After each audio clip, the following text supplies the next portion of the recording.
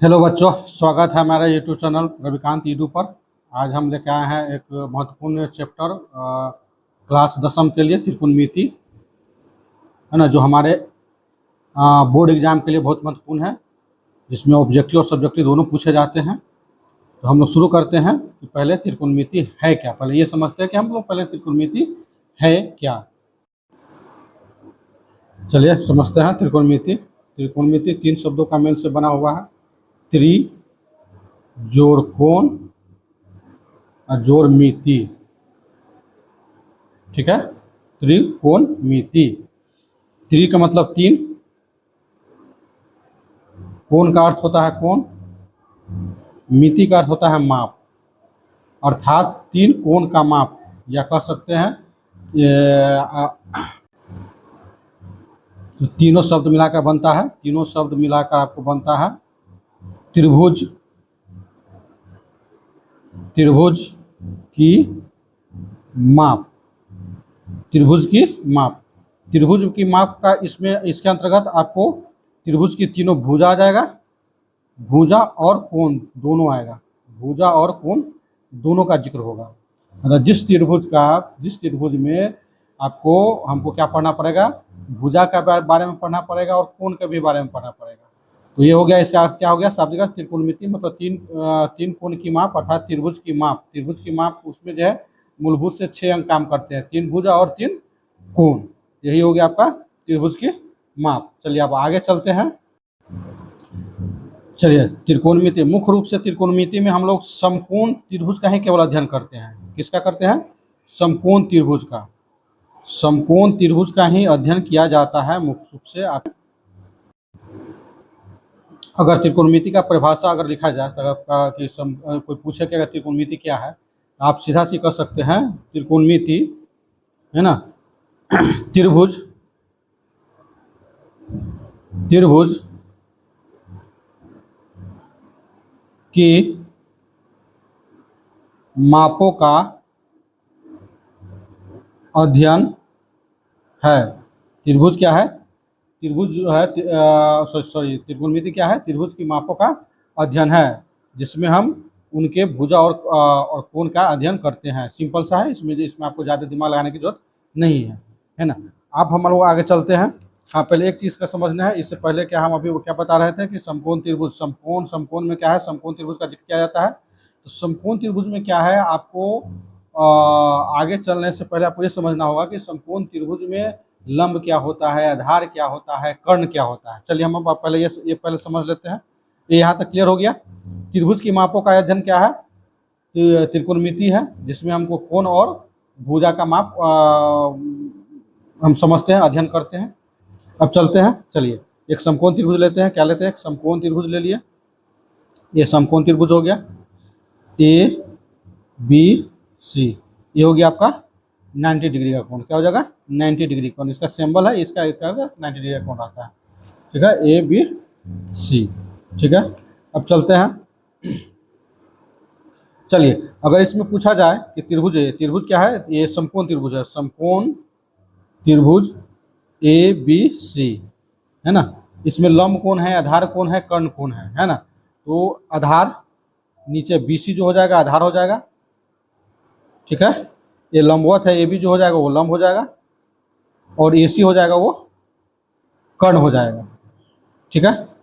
तो सबसे महत्वपूर्ण है, हम लोग हमारे बच्चे जो है कंफ्यूज कर जाते हैं, आप लोग कंफ्यूज कर जाते हैं कि हम पहचाने कैसे कि लंब कौन है, आधार कौन है, कर्ण कौन है। इसका सबसे मतलब सिंपल सा तरीका है। क्या है? अब जो 90 डिग्री के सामने रहेगा, जो 90 डिग्री के सामने रहेगा वह क्या रहेगा? कर्ण रहेगा। क्या रहेगा? कर्ण। जो 90 डिग्री के सामने का जो भुजा रहेगा वह कर्ण रहेगा, ठीक। और जिसके द्वारा जो अन्य दो भुजाओं के द्वारा जो बनेगा समकोण कोण बनेगा वह लंब और आधार। आप कहिएगा सर लंब कैसे पहचानेंगे, आधार कैसे पहचानेंगे? देखिए लंब मतलब लंबवत, लंब मतलब लंबवत, जो लंबवत भुजा खड़ी होगी वह लंब होगा। आधार मतलब बेस, जो आधार होता है नीचे, जो नीचे की ओर होगा वह आधार होगा, जो नीचे की ओर होगा वो क्या हो गया? आधार हो गया। सिंपल सी है। जो 90 डिग्री के सामने की भुजा रहेगा वह कर्ण हो जाएगा, जो लंबवत रहेगा वो लंब हो जाएगा, और जो नीचे आधार पर रहेगा जो आधार हो जाएगा, है। तो यहाँ पर ए बी सी में ए बी हो जाएगा, यहाँ क्या हो जाएगा, ए बी हो जाएगा आपका लंब। इसको पी से भी डिनोट करते हैं, पेंडिकुलर कहते हैं। बी सी हो जाएगा आधार, बेस कहा जाता है, इसको स्मॉल बी से शुरू करते हैं। और हो जाएगा आपको सी ए, कर्ण हो जाएगा, इसको हम स्मॉल एच से डिनोट करते हैं। ठीक है, इसका एक सूत्र भी आता है। सूत्र क्या आता है इसका, एक आप पढ़े हो या 9th में, पाइथागोरस प्रमेय। क्या होता है, पाइथागोरस प्रमेय। क्या है, प्रमेय। यह क्या कहता है, यह कहता है कर्ण का स्क्वायर, इसका क्या है, कर्ण का स्क्वायर बराबर लंब का स्क्वायर प्लस आधार का स्क्वायर। इसी को आप लिख सकते हैं कर्ण बराबर रूट अंडर रूट लंब का स्क्वायर प्लस आधार का स्क्वायर। याद रखिएगा, ये आपको पूरे त्रिकोणमिति में आपको ये बहुत परेशान करेगा, तो ये आप याद करके रखिएगा। त्रिकोणमिति में ये पाइथागोरस प्रमेय महत्वपूर्ण आपका फॉर्मूला है, इसको आपको हर हाल में याद करके ही रखना ही है। चलिए आगे चलते हैं, इसका त्रिकोणमितीय अनुपात समझते हैं। त्रिकोणमितीय अनुपात, त्रिकोणमितीय अनुपात। ठीक है, पहले इसका शॉर्ट क्वेश्चन लेते हैं। जैसे हम लोग साइनी आता है, साइनी को शॉर्ट में साइन कहते हैं। ठीक है ना, उसके बाद आपको होता है कोसाइनी, कोसाइनी इसको कॉस कहते हैं। ठीक है, फिर आता है टेंजेंट, टेंजेंट इसको संक्षेप में टैन कहते हैं। फिर जस्ट इसका अपोजिट आता है, उल्टा आता है कॉन्सेकेंट, कॉन्सेकेंट जिसको हम कॉसेक बोलते हैं, कॉसेक। फिर आता है आपका कह सकते हैं सेकेंट, इसको सेक कहते हैं। इसके बाद आता है कोटेंजेंट, कोटेंजेंट जिसको हम लोग संक्षिप्त में कॉट कहते हैं। ठीक है, और इसी से हम क्या करेंगे, यही sine cos tan cosec sec और कॉट, यही त्रिकोणमितीय अनुपात जो है, त्रिकोणमितीय अनुपात का जो भाग है, ये आपको पूरे फॉर्मूले के में, आपको पूरे त्रिकोणमिति के फॉर्मूले में ये आपको याद करके रखना है। साइन कॉस टैन कॉसेक और सेक और कॉट, है ना। इसके बाद आपका जो है कुछ फॉर्मूला इसी तरह से, जैसे क्या है इसका फॉर्मूला क्या है, ये देखिए ये महत्वपूर्ण है आपके लिए फॉर्मूला। पहले आप चलिए संपूर्ण बनाते हैं त्रिभुज। पहला चैप्टर का फॉर्मूला है आपका, है ना, ए बी सी, जिसमें ये 90 डिग्री का कोण हो गया। जब ये 90 डिग्री कोण हो जाएगा, इसका अर्थात ये क्या हो जाएगा, कर्ण हो जाएगा। ये क्या हो जाएगा, आधार हो जाएगा। ये क्या हो जाएगा, लंब हो जाएगा। ठीक है, तो आप इस सी को थीटा मान सकते हैं, इसको थीटा मान के बनाते हैं। ठीक है ना, तो सूत्र क्या होता है इसका, कि साइन थीटा, चलिए पहले साइन थीटा लेते हैं।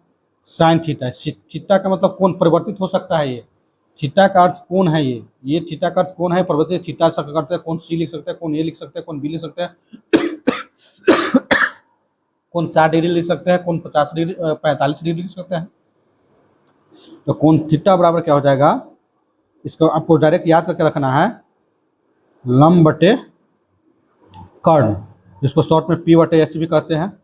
फिर कॉस थीटा बराबर याद रखना है आधार बटे कर्ण, कर्ण। ठीक है, इसको शॉर्ट में बी बटे एच, बी मतलब आधार, एच मतलब कर्ण। और टैन थीटा बराबर होता है लंब बटे आधार, लंब बटे आधार, तो पी बटे इसको बी बोलिएगा। अभी जस्ट इसका उल्टा है, साइन का होता है कॉसेक,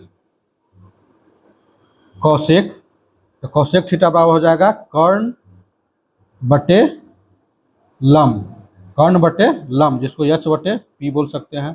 फिर आएगा कॉसेक, सॉरी सेक, क्या आ जाएगा, सेक, सेक आ जाएगा कर्ण बटे आधार, कर्ण बटे क्या आ जाएगा, आधार, एच बटे बी। ठीक है, और लास्ट आएगा कॉट, टैन का हो जाएगा कॉट, कॉट बराबर क्या हो जाएगा, आधार बटे cot theta, sorry cot theta बराबर हो जाएगा कॉट थीटा आधार बटे लंब, बी बटे पी, क्या हो जाएगा, बी बटे पी। ठीक है ना, इसमें गौर से देखिएगा तो एक संबंध आपको पता चलेगा, क्या कि यहाँ पे कह सकते हैं आप, क्या कह सकते हैं, इस साइन का साइन का अपोजिट, साइन थीटा का उल्टा होता है 1 बटे कोसेक थीटा। गौर से देखिएगा, क्योंकि ये सिर्फ देखिए बस लंब बटे कर्ण, तो कर्ण बटे लंब क्या होता है आपको पलट जाता है। कॉस थीटा बड़ा लीजिएगा तो 1/सेक थीटा, और टैन थीटा का लीजिएगा तो 1/कॉट थीटा, 1/कॉट थीटा। इस तरह से या तो ऐसे लिख सकते हैं कि भाई कॉसेक थीटा बराबर क्या हो जाएगा, तो कॉसेक थीटा बराबर भी 1/साइन थीटा होगा, और सेक थीटा बराबर भी 1/कॉस थीटा होगा, और कॉट थीटा बराबर भी 1/टैन थीटा होगा। ठीक है, तो ये हमारे फर्स्ट लेसन के लिए महत्वपूर्ण है ना। ये सूत्र याद कर लीजिएगा फॉर्मूला पूरा। और एक जो है ये पाइथागोरस प्रमेय, ये आपको हर हाल में याद रहना चाहिए। पाइथागोरस प्रमेय, कर्ण का स्क्वायर बराबर लंब का स्क्वायर प्लस आधार का स्क्वायर, ये आपको फर्स्ट चैप्टर के लिए महत्वपूर्ण है। इतना आपको फॉर्मूला याद करके लाना है, याद करके रखिएगा और याद कर लीजिएगा। फिर अगले क्लास में हम फिर लेके आएंगे आपको। इसके आगे जो है आप इसके बाद जो है फॉर्मूला के बाद जो आपको क्या सवाल बनाना देगा, कैसे सवाल आगे बनाया जाता है। ठीक है बच्चों, तो इसको पहले आप जो है अध्ययन कीजिए, याद कीजिए, और होगा नोट डाउन कर लीजिए, जो है अपना रोक रोक कर जो है इसको जो है जो कीजिए, है ना। धन्यवाद। तो बच्चों उसमें हमने क्या है आपको परिभाषा नहीं लिखा है, परिभाषा नहीं, त्रिकोणमिति क्या है ऐसा समझा दिया। परिभाषा लिखेगा, परिभाषा कुछ बच्चा परिभाषा लिखना चाहते हैं कि सर अगर कोई पूछे कि त्रिकोणमिति क्या है तो हम कैसे उसको परिभाषित कर सकते हैं, तो आप उसको कब आप नोट कर लीजिए, याद कर लीजिए कि त्रिकोणमिति में क्या है। इसमें त्रिभुज